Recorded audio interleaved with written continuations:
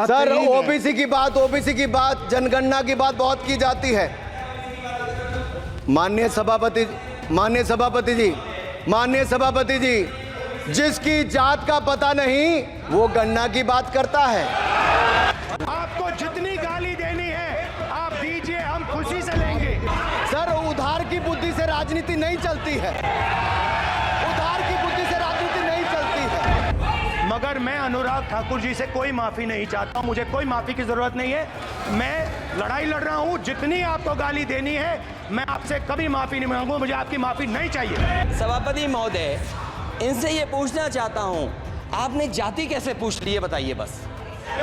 आप जाति कैसे पूछ सकते हैं? आप बताएं जाति कैसे पूछ सकते हैं? आप पूछ के दिखाओ जाति को। आप जाति कैसे पूछोगे? तुम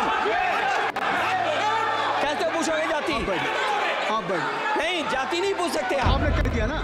नमस्कार, मैं रवीश कुमार। जिसकी जात का पता नहीं वो गणना की बात करता है। अनुराग ठाकुर ने आखिर जाति को लेकर इस तरह का बयान क्यों दिया कि राहुल गांधी आक्रामक हो गए और उनके साथ साथ अखिलेश यादव भी। यही नहीं, अग्निवीर को लेकर अनुराग ठाकुर और अखिलेश यादव के बीच अलग से बहस हो गई। हुआ यह कि अनुराग ठाकुर ने कह दिया कि जिसकी जात का पता नहीं वह गणना की बात करता है। उन्होंने किसी का नाम नहीं लिया और जब हंगामा हुआ तब भी दोबारा कहा कि उन्होंने किसी का नाम नहीं लिया। राहुल गांधी ने कहा कि उन्हें गाली दी गई है, लेकिन वे अनुराग ठाकुर से माफी नहीं चाहते हैं। अखिलेश यादव ने भी कहा कि किसी की जाति नहीं पूछी जा सकती। लेकिन प्रधानमंत्री नरेंद्र मोदी ने अनुराग ठाकुर के भाषण का पूरा हिस्सा ही ट्वीट कर दिया और लिखा कि यह भाषण मेरे युवा और ऊर्जावान सहयोगी अनुराग ठाकुर का है, जिसे सुना ही जाना चाहिए। इसमें उन्होंने तथ्यों का इस्तेमाल किया है, व्यंग्य का इस्तेमाल किया है और गंदी राजनीति को एक्सपोज कर दिया है, इंडी अलायंस की गंदी राजनीति को। प्रियंका गांधी वाड्रा ने ट्वीट कर पूछा था कि अनुराग ठाकुर के इस बयान के पीछे क्या प्रधानमंत्री मोदी की सहमति है। उन्होंने इस तरह का बयान देकर 80% आबादी का मजाक उड़ाया है। लेकिन प्रधानमंत्री मोदी के इस ट्वीट से साफ हो गया कि अनुराग ठाकुर का यह बयान हवा में नहीं था। राहुल गांधी की तरफ जो इशारा किया गया था वो हवा में नहीं था। भले ही अनुराग ठाकुर ने नाम नहीं लिया, मगर जात की बात कर एक बहुत बड़ी गलती की। मगर प्रधानमंत्री ने सपोर्ट कर यह बता दिया कि यह सब उनकी आक्रामक राजनीति का हिस्सा होने वाला है।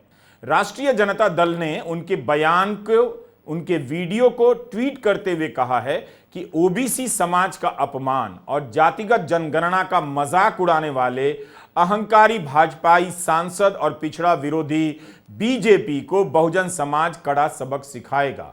प्रियंका गांधी वाड्रा ने अनुराग ठाकुर के बयान के हिस्से का वीडियो ट्वीट किया है और लिखा है कि क्या अनुराग ठाकुर का यह बयान प्रधानमंत्री के कहने पर आया है। सर, ओबीसी की बात जनगणना की बात बहुत की जाती है। माननीय सभापति जी, जिसकी जात का पता नहीं वो गणना की बात करता है। यहां से नहीं जाती सर, मैं नाम जो भी माइक आ जाएगा। स्पीकर सर, जो भी इस देश में दलितों की, आदिवासियों की, पिछड़ों की बात उठाता है, जो भी उनके लिए लड़ता है, उसको गाली खाना ही पड़ता है। और मैं ये सब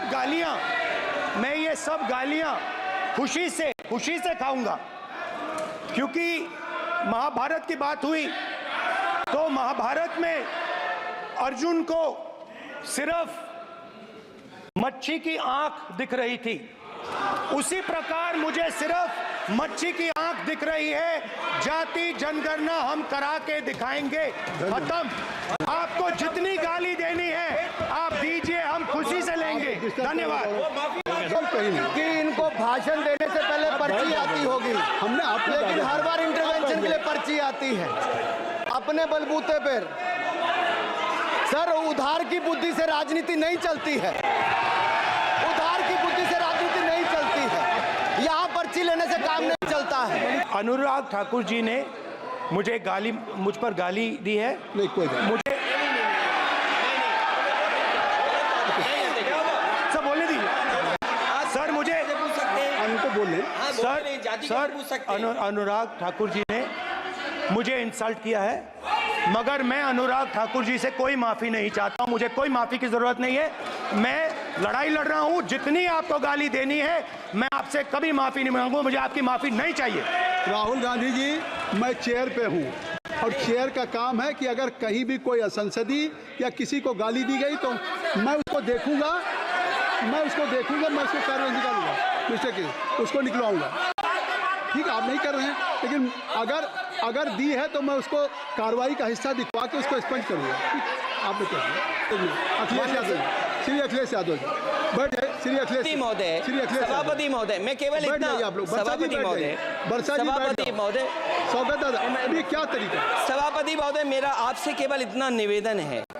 माननीय मंत्री रहे हैं, बड़े दल के नेता हैं, मंत्री रहे हैं, बड़ी बात कर रहे थे। मैं महाभारत, शकुनी, ये सब बातें कह रहे थे, दुर्योधन तक यहाँ ले आई है। मैं केवल सभापति महोदय इनसे ये पूछना चाहता हूँ, आपने जाति कैसे पूछ ली है बताइए बस। आप जाति कैसे पूछ सकते हैं? आप बताएं, जाति कैसे पूछ सकते हैं? आप पूछ के दिखाओ जाति तुम। आप जाति कैसे पूछोगे तुम? कैसे पूछोगे जाति? आप बैठ नहीं, जाति नहीं पूछ सकते आप। आपने कह दिया ना, अब आप हमारी जाति नहीं पूछ सकते। आप हमारी व्यवस्था सुन लें, आप मेरी व्यवस्था सुन लें।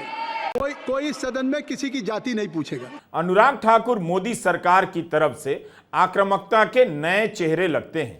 पहले भी आक्रामक रहे हैं। जब दिल्ली में नागरिकता कानून के विरोध में आंदोलन चल रहा था, तब उनके एक बयान ने सारी सीमाएं पार कर दी। उसका उन्हें इनाम भी मिला। राज्य मंत्री से केंद्रीय मंत्री बना दिए गए। इस बार मंत्री नहीं बनाए गए हैं। उनके मामले में पुलिस ने एफआईआर नहीं की, तब सीपीएम नेता वृंदा करात को कोर्ट जाना पड़ा। दिल्ली हाईकोर्ट ने यह कहते हुए मामला खारिज कर दिया कि अनुराग ठाकुर ने हंसते हुए कहा था, इसमें कोई आपराधिक मंशा नहीं है। तब अदालत के इस फैसले की काफी कड़ी आलोचना हुई। यह मामला सुप्रीम कोर्ट भी गया, जहां कोर्ट ने दिल्ली पुलिस से जवाब भी मांगा। कोर्ट ने तब कहा था कि उनका बोला हुआ गोली मारो दवाई के बारे में तो कहीं से नहीं लगता। अप्रैल 2023 की खबरें इंटरनेट में मिलती हैं, उसके आगे क्या हुआ पता नहीं चल पाया। कभी भी आप किसी से गोली मारने की बात मत कीजिएगा। आप अनुराग ठाकुर नहीं हैं, जेल चले जाएंगे। जब आप तर्क से बहस नहीं कर पाते हैं, लड़खड़ाने लग जाते हैं, तब आप सामने वाले को गोली मारने की बात करते हैं और जाति, धर्म, खानदान पर उतर आते हैं। यह आपकी हताशा है। इससे पता चलता है कि आप बेहद गुस्से में हैं और होश खो बैठे हैं। निजी बातचीत हो या सामाजिक, कभी भी किसी से मत कहिएगा उसकी जात का या तुम्हारी जात का पता नहीं। यह हर तरह से गलत है, आपराधिक है, जातिवादी सोच है। आज सदन में वही सब कहा गया जो आईटी सेल के मीम में राहुल को लेकर चलाया जाता था। जाति की जनगणना की मांग नीतीश कुमार ने की है, तेजस्वी यादव ने की है, तमाम सामाजिक न्याय की बात करने वाले विचारकों और युवाओं ने की है। डॉक्टर अंबेडकर तो यही चाहते थे कि जातियां टूटें, और ये तभी टूटेंगी जब अंतरजातीय विवाह संबंध होंगे।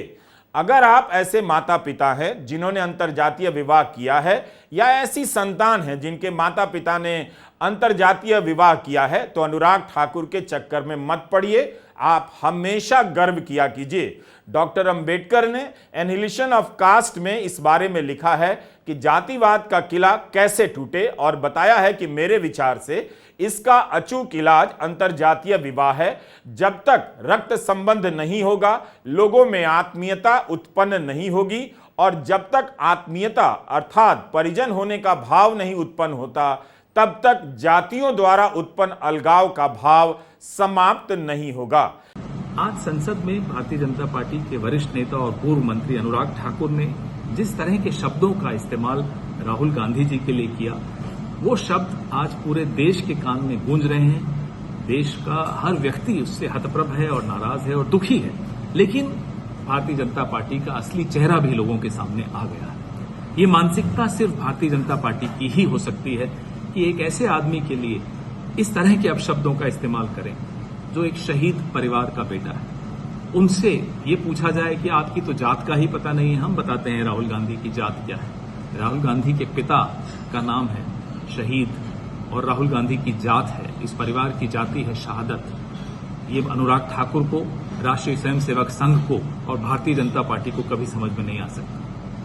खैर, आप जितनी गालियां देना चाहें दे दीजिए, हमें आपकी माफी नहीं चाहिए, ना आप माफी मांगेंगे ना हमें आपकी माफी चाहिए। भारत में जाति जनगणना होकर रहेगी, आपको जितनी चाहे उतनी गालियां आप गांधी परिवार को दे दीजिए, कांग्रेस पार्टी को दे दीजिए, राहुल गांधी को दे दीजिए, ये लड़ाई जारी रहेगी, न्याय होकर रहेगा। यह एक व्यापक विषय है, अभी के लिए इसे यहीं छोड़ता हूं। अनुराग ठाकुर लगता है आज निशिकांत दुबे की भूमिका निभा रहे थे, कई मौकों पर आक्रामक होते चले गए। पिछली लोकसभा में आक्रामक होने के लिए निशिकांत दुबे को उतारा जाता था। लोकसभा में अनुराग ठाकुर और अखिलेश यादव के बीच अग्निवीर को लेकर बहस हो गई। अखिलेश यादव बजट पर बोल रहे थे और जैसे ही उन्होंने अग्निवीर का जिक्र किया, पूर्व केंद्रीय मंत्री अनुराग ठाकुर खड़े हो गए और बहस छिड़ गई। अखिलेश यादव ने कह दिया कि सरकार यहां कह दे सदन में कि अग्निवीर योजना अच्छी है। सवाल अग्निवीर का था, लेकिन Anurag Thakur one rank one pension की बात करने लग गए और अंत में हिमाचल प्रदेश के शहीदों के नाम लेने लग गए। बहस आगे बढ़ती है और कहते चले गए कि अग्निवीर को 100% गारंटी है नौकरी की। अगर ऐसा है तो सेना का जो ब्रोशर है, यह हमने अपने पहले के वीडियो में दिखाया है, सेना की भर्ती बोर्ड की वेबसाइट से लिया है। इस ब्रोशर में तो कहीं नहीं लिखा है कि अग्निवीर को 100% गारंटी है नौकरी की।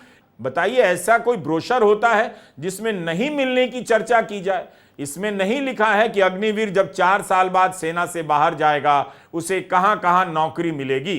इस ब्रोशर पर इसका जिक्र नहीं है। जब पहली बार ये स्कीम आई थी अग्निवीर, उस समय बड़े बड़े उद्योगपतियों से ट्वीट कराया गया था कि अग्निवीर से अच्छी कोई योजना नहीं है, इनको हम नौकरी दे देंगे, हम अपने यहां रख लेंगे। और शायद सरकार में बैठे लोगों को यह बात याद होगी, क्योंकि सरकार खुद स्वीकार करती है स्कीम ठीक नहीं है, तभी वो अपनी अपनी सरकारों से कह रहे हैं कि अग्निवीर वाले जो लौट करके आएंगे उन्हें कोटा दीजिए, आप नौकरी दीजिए।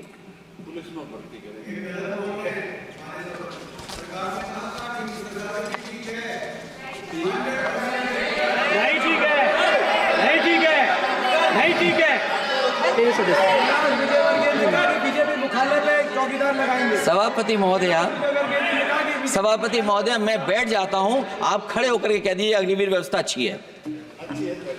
मैं इस सभा में खड़े होकर कहता हूं, उस राज्य से आता हूं, हिमाचल प्रदेश से, जिसने पहला परमवीर चक्र विजेता मेजर सोमनाथ शर्मा दिए। कारगिल के युद्ध में सबसे ज्यादा शहीद होने वाले हिमाचल प्रदेश के वीर नौजवान थे। 4 परमवीर चक्र विजेता हुए, उसमें से 2 कैप्टन विक्रम बत्रा और सूबेदार संजय कुमार हिमाचल प्रदेश से हुए। और मैं कहता हूं, जी हां, जो लंबे समय से मांग थी वन रैंक वन पेंशन की, किसी सरकार ने पूरी नहीं की, वो नरेंद्र मोदी जी की सरकार ने यहां पर पूरी की है। और मैं एक बात और कहता हूं, अखिलेश यादव जी सुन ले, अग्निवीर में 100% एम्प्लॉयमेंट की गारंटी है और रहेगी। माननीय सदस्य साहब अपनी बात। सभापति महोदय, जो मैंने बहुत छोटा सवाल पूछा था, मैं दूसरी बात कहता हूं। अगर ये जो बात आप कह रहे हो, तो आपको जरूरत क्यों पड़ रही कि आपको उत्तर प्रदेश में और प्रदेशों में कोटा देना पड़ रहा है 10%? सभापति महोदय, सभापति महोदय, सभापति महोदय, बैठिए। सभापति महोदय, जहां तक परमवीर, रुक जाइए।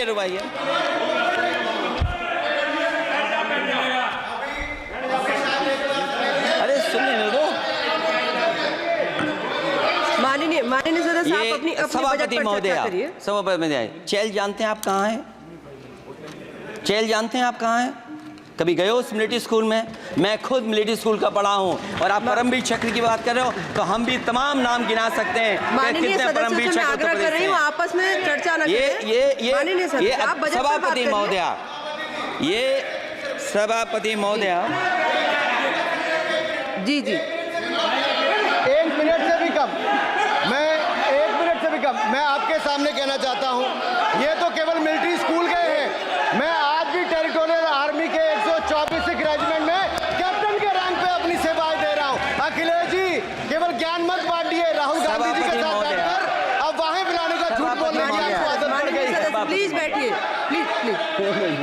माननीय सदस्य से मैं आग्रह कर रही सभापति हूँ, आप महोदय, अपनी बजट पर चर्चा मैंने करें। सभापति और भी महोदय, आपका समय भी सभापति पूरा हो गया महोदय, है।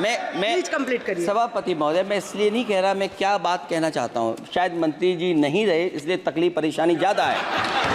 और आप अरे हमारा दर्द नहीं समझोगे, हम आपका दर्द चेहरे से पढ़ते हैं। अच्छा दर्द मैं बताता हूँ, एक मिनट, माननीय सदस्यों से मैं आग्रह कर रही हूँ, सभापति महोदय दर्द मैं बताता हूँ, आप बजट पर चर्चा करिए। माननीय प्लीज बजट पर चर्चा सभापति करिए। दर्द मैं बताता हूँ, देखिए दर्द बात पहुंचेगी कि नहीं पहुंचेगी।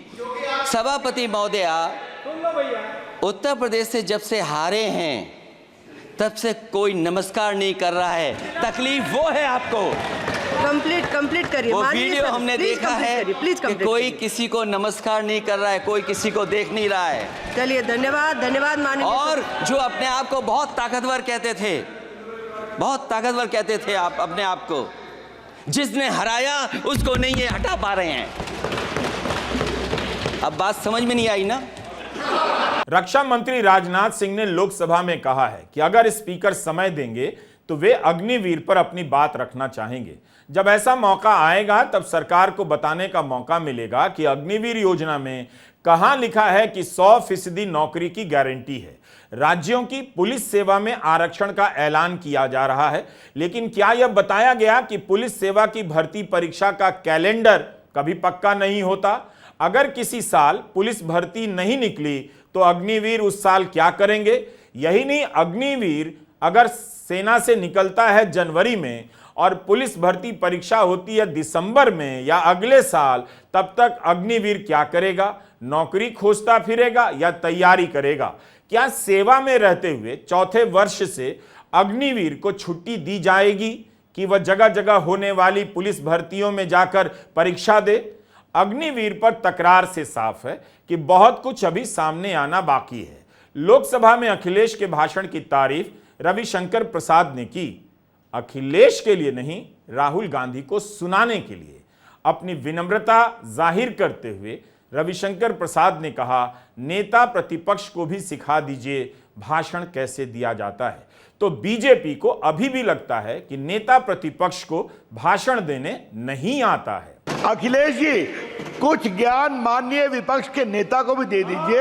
आपने अच्छा भाषण दिया, उनको भी सिखा दीजिए। अखिलेश यादव के भाषण में यूपी केंद्रीय तत्व था। उत्तर प्रदेश की कई समस्याओं को उन्होंने उठाया और पूछा कि 10 साल में केंद्र से यूपी को नया क्या मिला है, कितने IIM मिले, कितनी IIT मिली है। अखिलेश ने यह भी पूछा कि गोरखपुर एम्स का हाल अभी तक अच्छा नहीं हुआ है और दूसरा नया एम्स नहीं बना। जो एक्सप्रेसवे बना है उसमें कई तकनीकी कमियां हैं, जिसे अखिलेश ने बखूबी बताई और याद दिला दिया कि बक्सर भागलपुर एक्सप्रेसवे को मात्र 25 किलोमीटर यूपी में ले आने से पूर्वांचल का संपर्क भी भागलपुर तक हो जाएगा। अखिलेश यह याद दिलाने का मौका कभी नहीं छोड़ते कि वे मुख्यमंत्री रहे हैं, उत्तर प्रदेश को समझते हैं और प्रशासक के रूप में उन्हें अपना काम अभी तक याद है। डबल इंजन की सरकार है, लखनऊ में भी सरकार आपकी है, दिल्ली में भी सरकार आपकी है। आखिरकार ऐसा क्यों हो रहा है? और आज ही जब सदन में सभापति महोदय हम लोग आए हैं तो एक और रेल एक्सीडेंट की खबर सुनी है। जब से ये सरकार आई है, रेल एक्सीडेंट्स और पेपर लीक में कंपटीशन चल रहा है कि कौन आगे जाएगा।